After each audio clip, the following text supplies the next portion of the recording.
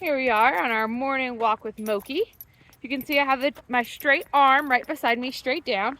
My transitional leash is short but loose. My hand is slightly behind me by my back pocket. So that each time Moki creates pressure on this leash is when he gets ahead of me. So right there, there's pressure. Right there, there's pressure. Right there, there's pressure. So you can see right as he gets ahead, right when he gets ahead of me, you can see him on the camera at that side angle. That's when there's pressure on that leash. Anytime there's pressure on that leash, we're going to use one of our 5 tools. The flick, the reset, the zigzags, the direction change, or a rollback. We never want pressure on this leash. This morning, he's doing a great job again at auto-correcting. So I have my leash in the right length. I have my hand in the right spot. And anytime he's creating pressure on that leash, he is slowing down himself and coming back. He's only doing this when there's little to no distractions. He's not got it figured out yet, as you saw the other day with the barking dogs when there is distractions, but it just takes time. So we want to show you both. We want to show you how he can do it, and then we want to show you how he is still learning and growing when there's those other dogs around, because it's going to be the same when he gets home. He's probably actually going to be naughty on the leash for you.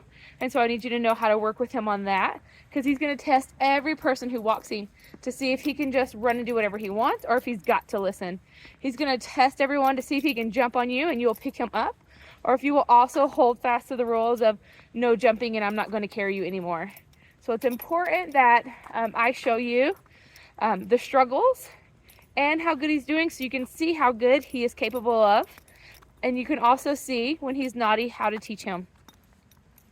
So right now, I don't know what he's smelling exactly, but he's smelling something. We're running out of sidewalk. Oh no, there's still more sidewalk.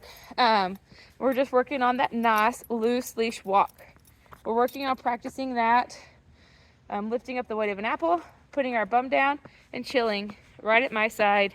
I can tap, I can scuffle my feet. As soon as he stands up, I get that flick. He doesn't like it when I scuffle my feet, but that's okay. Currently, or in the past, every time he would adjust, we would move to stand by him. Today, we're going to start adjusting him when he sits, to sit by us. I know he doesn't love the scuffling of the feet, so that's why I'm doing that one. I'm going to do it until he learns to keep his bum down. You're sitting on the ice. So here, he turned around. Then I actually just swoop his little bum around and then apply pressure from here. There. And I'll shuffle my feet again. That's a good boy, Moki. I said good boy, and he says, okay, good boy means I get to do whatever I want. If you remember, we talked about that one too, and I say, nope. Nope, it doesn't. Good boy just means you're a good boy. And you get to keep being a good boy. Yeah, he's a good boy. Now we can start walking. All right, we're going for that nice loose leash. My hand's in the right spot. Oh, shake it out. My leash is in the right spot. But I want no pressure on this leash. He's not pulling and he's not being crazy and he's no longer weaving in between my legs and trying to get me to pick him up. So all those are great things, but we still have a lot to learn. My goal is that Moki, over the next few months, gets really good, maybe more than that because he's going to go into adolescence soon. But he gets really good at using this transitional leash over the nose, which we'll show you how to put on today.